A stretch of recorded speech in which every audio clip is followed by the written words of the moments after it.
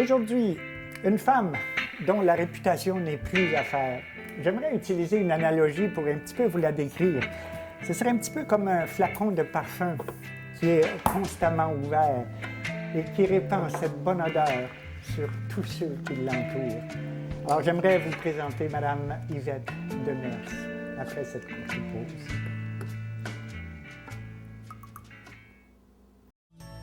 Il est venu comme un enfant, mais non comme il pensait.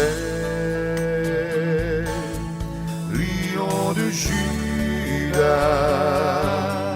agneau de Dieu, glorieux conquérant, homme de douleur, lion de Judas.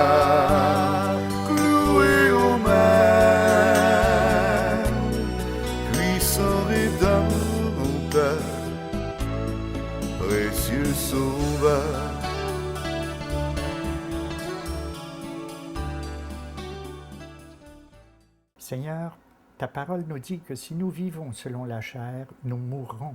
Mais si par l'Esprit, nous faisons mourir les actions du corps, nous vivrons. Quelle belle assurance de notre résurrection, Seigneur. Puissions-nous en effet t'inviter à entrer dans notre cœur, afin que tu produises en nous la sanctification. Amen. Je suis née à Brownsburg, près de la Chute, dans un foyer catholique. À l'âge de 5 ans, nous sommes déménagés à Lacolle, près de la frontière américaine, où j'ai grandi, j'ai passé mon enfance. Et toute ma vie, j'ai vécu avec la peur d'être rejetée, de ne pas être aimée.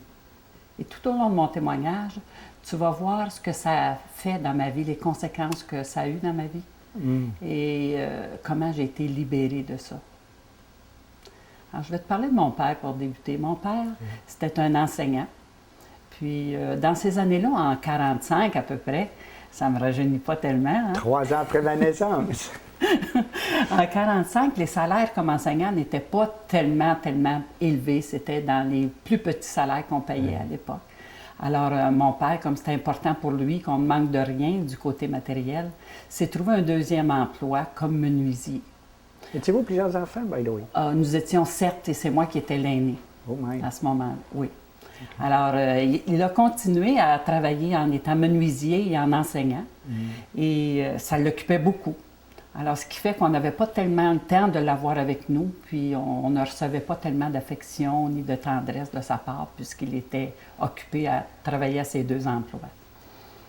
Mon père, c'était un homme qui était calme et honnête. Mais c'était aussi un homme qui était sévère et autoritaire. Surtout avec moi parce que j'étais une fille. Parce que je dois aussi te dire que dans la famille de mon père, la plupart de ses frères, c'était des alcooliques. Mon père était le seul qui ne buvait pas. Et plusieurs de mes cousines, à ce moment-là, ont eu de mauvaises expériences. Et mon père, voulant me protéger, était très, très sévère avec moi parce qu'il ne voulait pas que je vive ces expériences-là. Alors, à ce moment-là, avec mon père qui était sévère, qui voulait toujours me protéger, bien naturellement, je ne pouvais pas faire comme mes amis. J'ai jamais eu le droit d'avoir une bicyclette parce que j'étais une fille.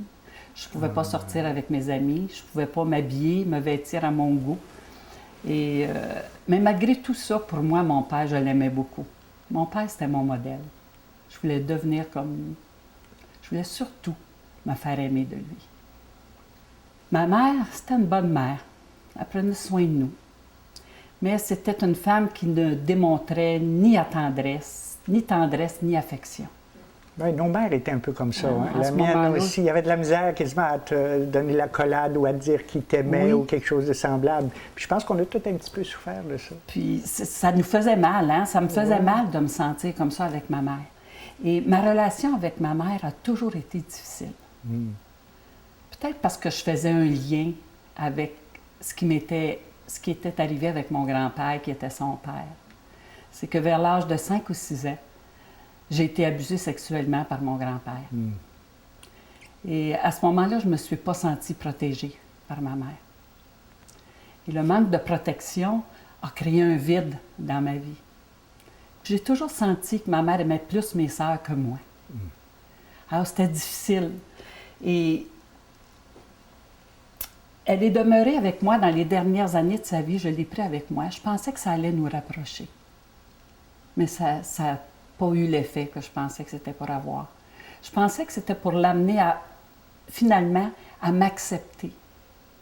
Mais ça non plus, je ne me suis pas plus sentie acceptée d'elle. Et le vide que j'avais ressenti tout au long de mon enfance est encore là dans ma vie adulte.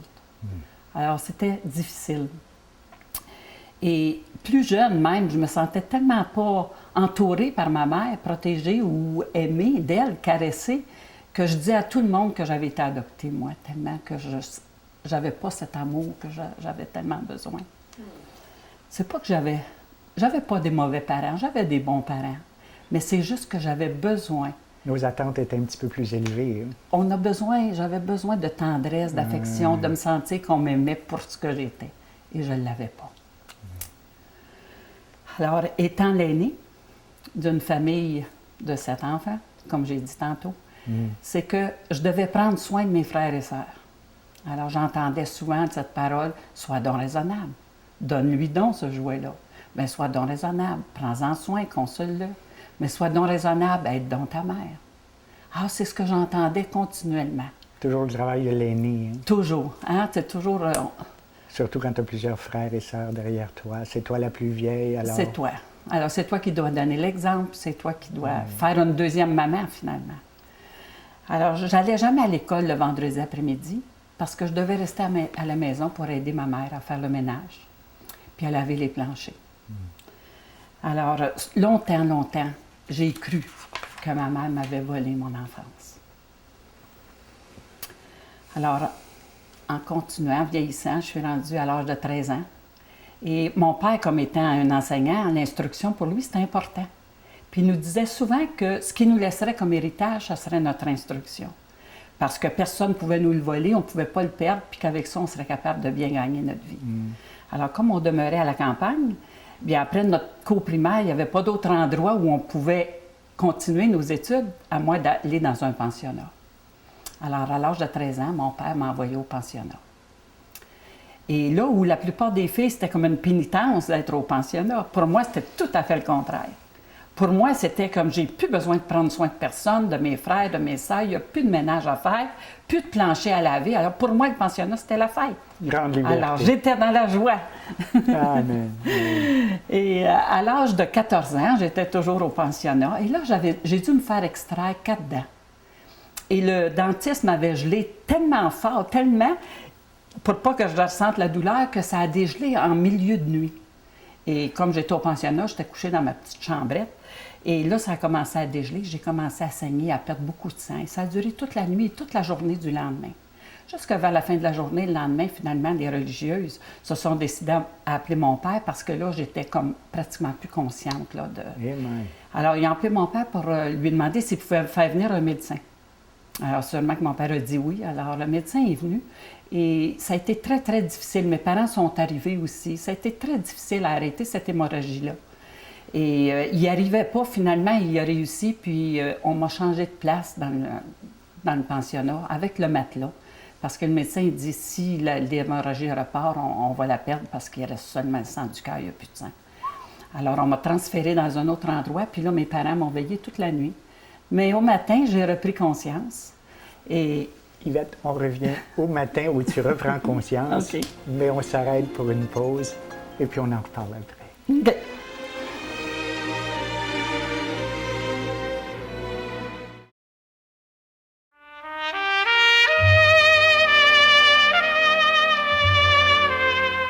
Alors, on revient au matin de ta résurrection, Oui. Yvette. Alors, au matin, j'ai repris conscience et là, mes parents m'ont ramenée à la maison pour une période d'environ 2 mois parce que je souffrais d'anémie sévère, c'est naturel après toute cette perte de sang. Et ça a pris à peu près 2 mois avant que je puisse revenir au pensionnat, continuer mon année pour continuer mes études. Alors, la vie continue et l'année d'après, j'ai 15 ans, il m'arrive un autre accident. On est en train de patiner le soir au pensionnat et tout à coup, je tombe sur la glace et je me frappe le derrière la tête. Et là, je fais une fracture du cervelet.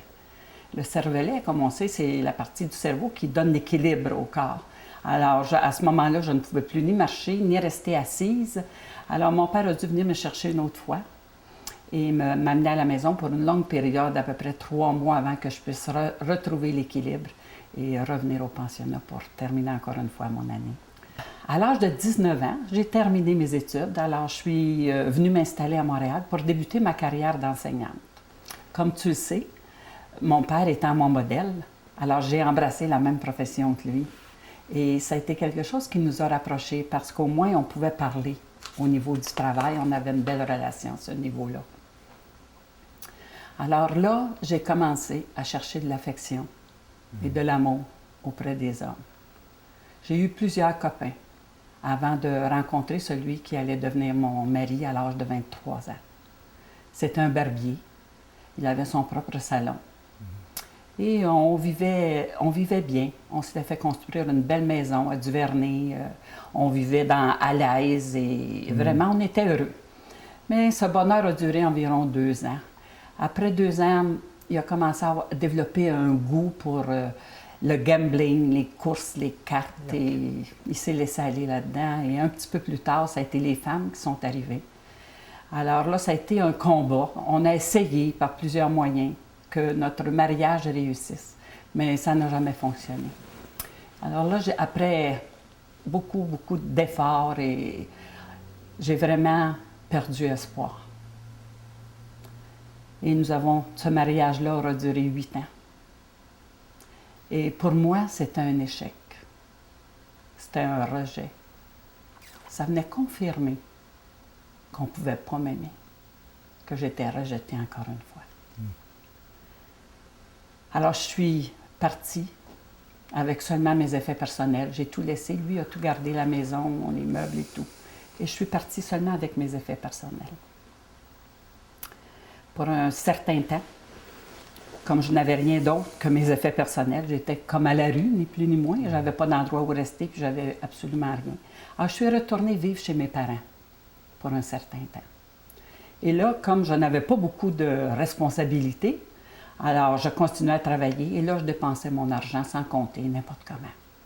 J'achetais les bijoux, des beaux vêtements, j'allais dans les meilleurs restaurants, je m'achetais les meilleurs vins, je fréquentais les bars. C'était vraiment là, la vie de... Alors, après mon divorce, j'ai continué à essayer de combler ce besoin d'amour, ce besoin d'affection que j'avais, toujours en allant d'un homme à l'autre. Je m'étourdissais.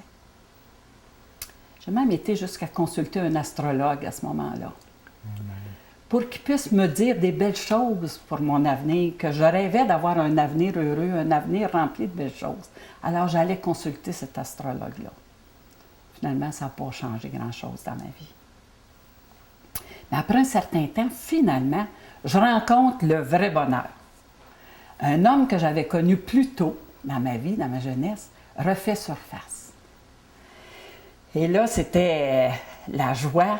On est parti pour une merveilleuse aventure. On voyageait, il y avait un grand bateau qui avait comme 65 pieds de long. Alors, on voyageait sur ce bateau-là, on allait de port en port, on faisait la belle vie, c'était merveilleux. Alors, à ce moment-là, et à chaque fois que j'avais des vacances, bien, on s'en allait sur ce bateau. Et on voyageait et c'était vraiment la joie. La vie, la grande vie, quoi. La vie selon la chair. Ah, c'est ça, exactement ça. Et mon métier qui me permettait de pouvoir m'absenter souvent. Alors, à chaque fois que j'avais des vacances, on repartait sur ce bateau pour continuer la merveilleuse aventure. J'ai même été jusqu'à prendre une année sabbatique pour profiter de cette vie-là, pour vraiment y goûter à fond de qu'est-ce que c'était la vie. Yvette, on s'arrête pour une pause.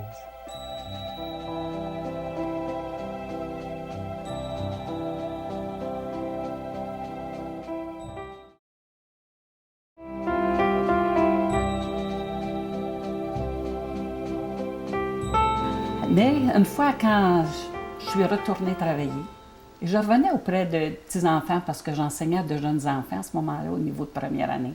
Et je les aimais beaucoup, ces enfants-là. Ils étaient très importants dans ma vie. Je travaillais dans un milieu défavorisé. Et c'était des enfants qui souvent manquaient du nécessaire, qui étaient maltraités.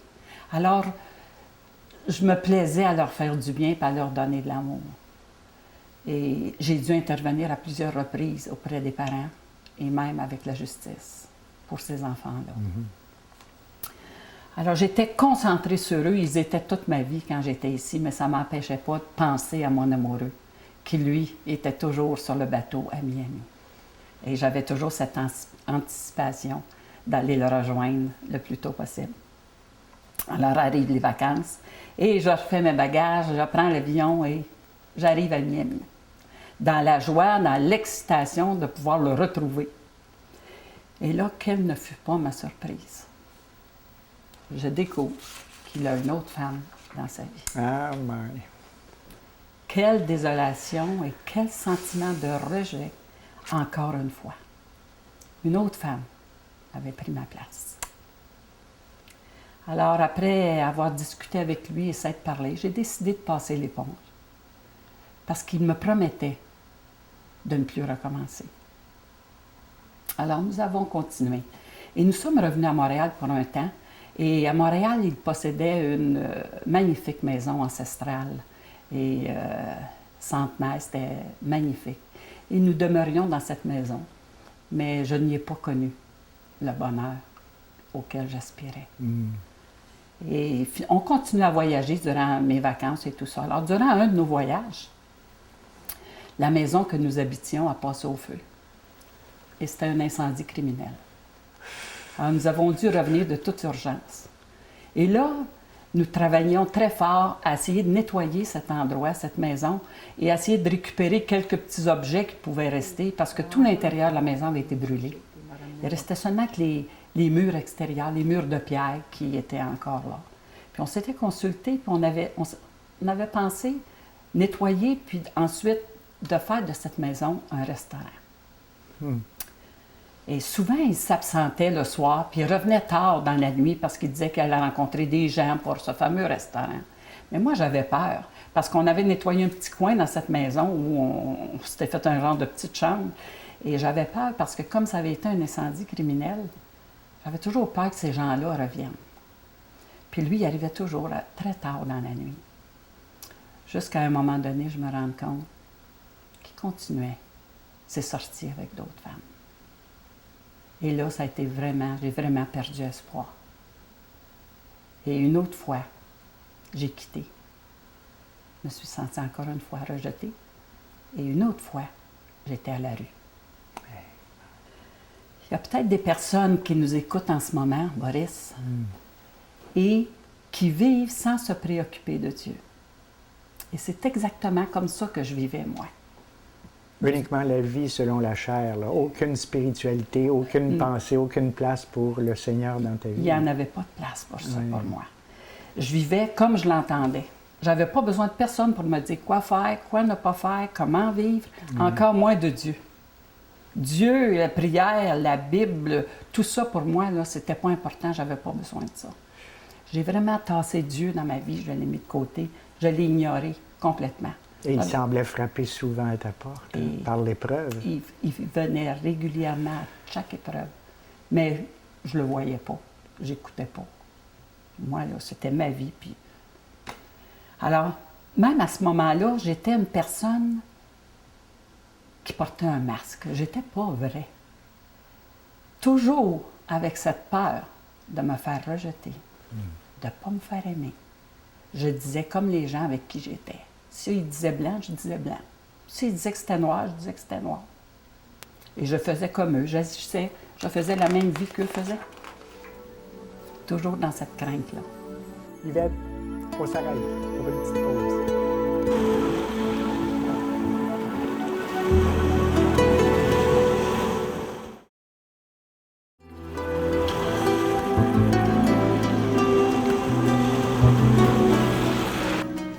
À l'époque aussi, Yvette, tu avais une petite sœur qui t'invitait souvent à des déjeuners témoignages. Comment ça se passait? Oui.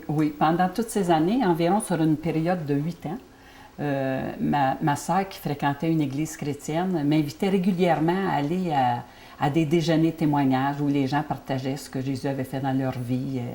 Et j'ai jamais accepté aucune de ses invitations. Je les ai toujours refusées.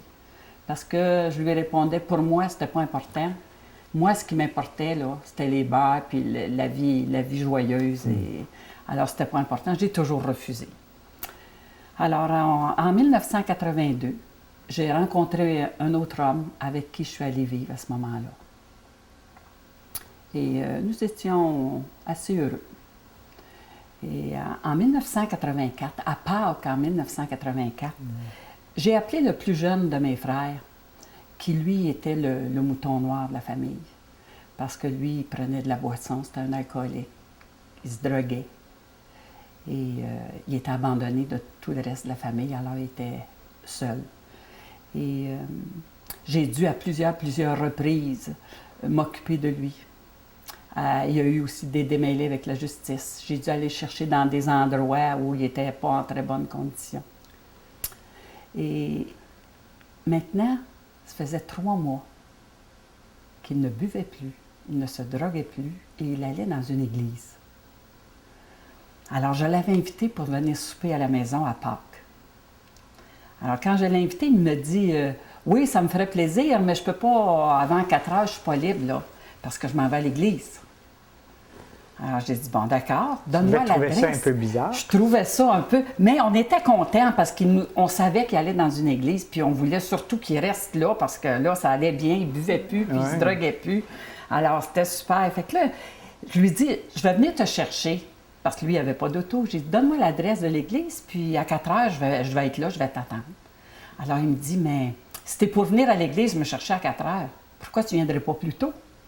Puis que tu pourrais venir voir ce qui se passe, puis ce que j'y fais. Puis, alors, après consultation avec mon ami du moment avec qui je demeurais depuis 2 ans, on a décidé d'y aller parce que c'était Pâques, puis nous, on n'allait jamais à l'église. On a dit, ben c'est quand même bien. Mais c'était surtout pour l'encourager, lui, à rester dans cette église parce que nous, là, c'était la paix. J'avais plus d'inquiétude. On voulait juste qu'il reste là, puis on voulait juste l'encourager. C'était bon pour lui, là, qu'il reste dans cette église. Alors, nous sommes allés à l'église. Alors, j'ai trouvé ça un petit peu spécial, cette façon d'agir dans l'église. C'était pas du tout à ce que moi j'avais connu dans ma jeunesse. Et on est revenu à la maison, et de retour à la maison, il s'est assis pour souper. Puis là, sur le coin de la table, la Bible ouverte, là, il nous parlait, il n'a pratiquement pas mangé. Durant tout le temps du souper, durant la soirée, il nous disait qu'il fallait se reconnaître qu'on était des pécheurs, qu'on était perdus, puis il nous parlait de Jésus qui devait venir dans notre cœur comme notre sauveur, que nous, si on ne faisait pas ça, on était perdus pour l'éternité. Alors, il nous a passé ça durant toute la soirée. On l'écoutait religieusement, toujours pour l'encourager à rester dans ce qui était. Et à la fin, quand je suis allée le reconduire, il me dit... Ça serait intéressant que vous viendriez le vendredi soir, parce que le vendredi soir, on a une autre réunion. Et c'est différent du dimanche. Fait qu'il dit, peut-être que vous aimeriez ça voir ce qui se passe le vendredi. Alors finalement, toujours avec l'espoir qu'il reste là pour l'encourager, on a décidé d'y aller le vendredi. Alors le vendredi soir, nous arrivons à l'église. Et là, le Seigneur m'attendait. À la fin de la réunion, le pasteur a fait un appel qui appelait si quelqu'un voulait avoir Jésus, s'approcher. Il a fait un appel, puis il a utilisé le verset Jean 3,16 qui dit « Car Dieu a tant aimé le monde qu'il a donné son Fils unique, afin que quiconque croit en lui ne périsse pas, mais qu'il ait la vie éternelle. » Et après avoir dit ce verset, il dit « Vous pouvez le personnaliser en y mettant votre nom. » Alors, il le disait encore une fois, puis il laissait un temps où on pouvait mettre notre nom. Alors, quand j'ai commencé à dire « Car Dieu a tant aimé Yvette, qu'il a donné son Fils unique, afin que Yvette, qui croit en lui, ne périsse pas, mais qu'elle ait la vie éternelle. » Mon cœur a été bouleversé. J'ai tellement été touchée, je ne pouvais plus rester à ma place, je me sentais poussée, il fallait que je m'avance en avant. Alors, je me suis levée puis je me suis avancée.